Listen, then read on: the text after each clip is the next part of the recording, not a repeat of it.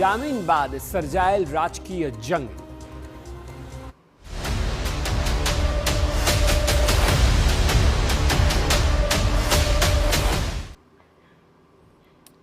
છેલ્લા થોડા દિવસોથી અમરેલી લેટરકાંડને લઈને મુખ્ય મુદ્દો બાજુમાં રહી ગયો છે અને કેન્દ્રમાં ધરપકડ બાદ છુટકારો થયેલ પાયલ ગોટી નામની યુવતી રહી।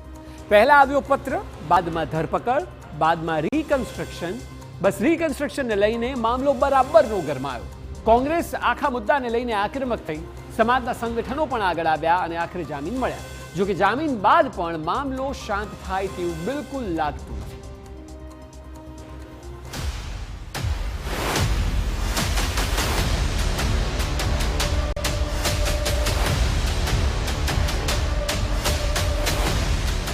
લેટરકાંડ બાદ રાજકીય વિવાદ।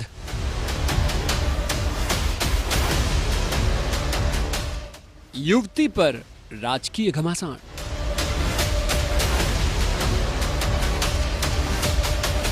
આખા કેસને જો શરૂઆતથી સમજીએ તો ભાજપના કૌશિક વેકરિયાને લઈને એક લેટર સામે આવ્યું। બાદમાં લેટરકાંડમાં અનેક લોકો ઝડપાયા। વાત અહીંથી શરૂ થઈ। વિવાદ ત્યારે વકર્યો જ્યારે પકડાયેલા આરોપીઓનું રીકન્સ્ટ્રક્શન થયું, જેમાં પાટીદાર સમાજની યુવતી પાયલ ગોટી પણ હતી। જે બાદ પહેલા પાટીદાર સમાજ આગેવાનો અને પછી કોંગ્રેસ તથા આમ આદમી પાર્ટીના નેતાઓએ રીતસરની ભાજપ સરકારને ઘેરી। શુક્રવારે જો કે બપોર બાદ પાયલને જામીન મળી પણ ગયા। જામીન બાદ યુવતીની સાથે સતત કોંગ્રેસના નેતા જેની ઠુમ્મર હાજર રહ્યા હતા। તેઓએ યુવતીને પોતાની જ કારમાં બેસાડી તેના સન્માનમાં વરઘોડો પણ કાઢ્યો। યુવતીને હારતોડા કરાયા અને જેની ઠુમ્મર પાયલને લઈને વિઠ્ઠલપુર ગામ પહોંચ્યા। પોતાના માતા પિતાને મળીને પાયલ ભાવુક થઈ। જો કે આખા વિવાદનો રાજકીય લાભ ખાંટવાનો પ્રયાસ થતો હોવાનું પણ ક્યાંક ને ક્યાંક જોવા મળી રહ્યું છે। જેલ મુક્ત થયા બાદ શું બોલવું તે પણ જેની ઠુમ્મરે જ શીખવાડ્યું। સત્યમેવ જયતે। સાંભળ્યું ને? સત્યમેવ જયતે કહી દો। આવું કયા બાદ પાયલે રિપીટ કર્યું। હવે આખા વિવાદમાં કોંગ્રેસ પ્રદેશ પ્રમુખ શક્તિસિંહ ગોહિલે પણ ઝંપલાવ્યું। તેઓએ કહ્યું કે લેટર ટાઈપ કરવામાં શેનું રીકન્સ્ટ્રક્શન થાય? ભાજપે આ ખોટું કર્યું છે। મહત્વનું છે કે 1 ડિસેમ્બરે રાજ્ય સરકારના પ્રવક્તા ઋષિકેશ પટેલે કહ્યું હતું કે આ કોઈ સરઘસ નહોતું, માત્ર ઘટનાનું રીકન્સ્ટ્રક્શન હતું। આરોપીઓનું સરઘસ કાઢી રીકન્સ્ટ્રક્શન કેમ કરાયું તે મુદ્દે પણ કોંગ્રેસ સવાલ તો પૂછી રહી છે। કોંગ્રેસની એક જ વાત છે કે ભાજપની આંતરિક લડાઈમાં એક દીકરીને ખોટી રીતે ફસાવાઈ છે અને તેનું અપમાન સરા જાહેર કરવામાં આવ્યું છે।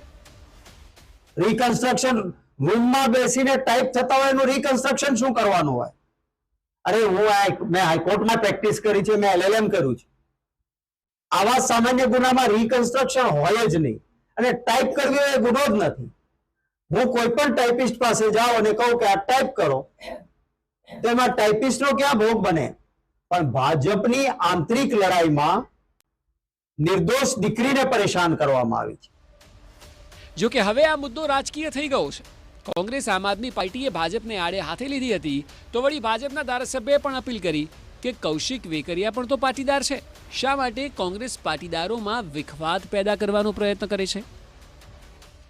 આપ સૌના માધ્યમથી ગુજરાતની પ્રજાનો હું ધન્યવાદ માનું છું, કારણ કે જે પ્રમાણે આખું એ સોશિયલ મીડિયા અને મીડિયાના માધ્યમથી યુદ્ધ ચલાવ્યું, સરકારને જે દબાણ ઊભું કર્યું, જે પ્રક્રિયાના ભાગરૂપે આજે જામીન મળવાની હતી એ જ પ્રક્રિયાના ભાગરૂપે આજે કોર્ટમાંથી નામદાર જજે જે જામીન આપ્યા ને એના ભાગરૂપે દીકરી આજે બહાર આવી છે।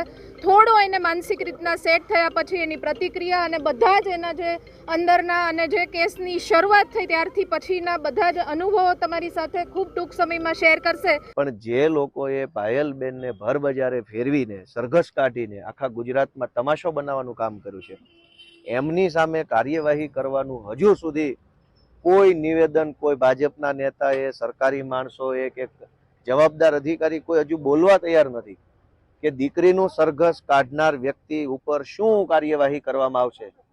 એ બાબત ઉપર કોઈ હજુ બોલવા તૈયાર નથી। જ્યારે એસપી પોતે સ્વીકારે છે કે આ ખોટું કર્યું છે, અયોગ્ય છે, સભ્ય સમાજમાં બેન દીકરીનું સરઘસ કોઈ કાળે વ્યાજબી નથી, આમ છતાં એસપી સાહેબે પગલાં લેવાની બાબતમાં કોઈ મને ઠોસ નક્કર જવાબ આપ્યો નથી।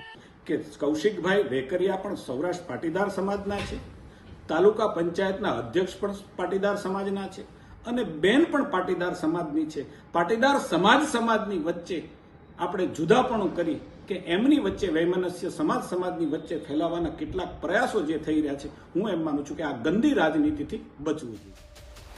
સવાલ રાજનીતિનો છે. આખોય વિવાદ ઉઠ્યો તે લેટર કાંડ પણ રાજકીય કાવાદાવાનો જ ભાગ હતો, પરંતુ ત્યારની કાર્યવાહી હવે ન માત્ર ભાજપનો આંતરિક વિખવાદ રહ્યો છે, પણ કોંગ્રેસને એવો મુદ્દો મળી ગયો છે કે તે ચારે બાજુથી ભાજપને ઘેરી શકે છે. ભૂતકાળમાં પણ જાતિના મુદ્દાઓને લઈને રાજ્યમાં રાજનીતિ પણ ખૂબ થઈ છે.